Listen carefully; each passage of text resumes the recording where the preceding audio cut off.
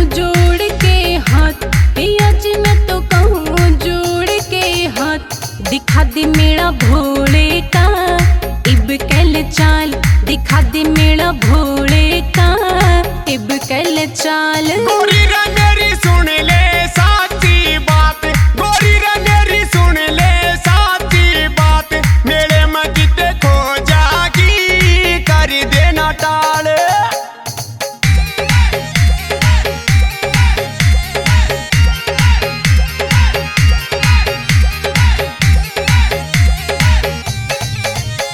पिया जी तेरे साथ कमाऊं खेत, पिया जी तेरे साथ कमाऊं खेत।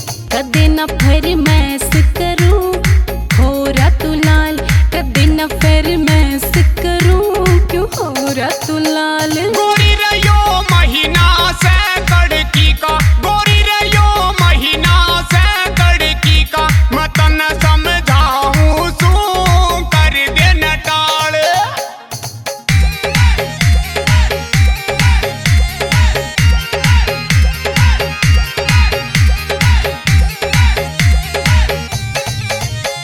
पिया जी मेरे जावे सखियां सारी, पिया जी मेरे जावे सखियां सारी।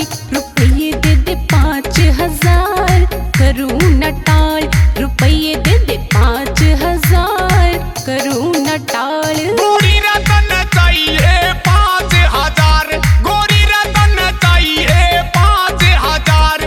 बोझ में अठन्नी ना कर देना टाल।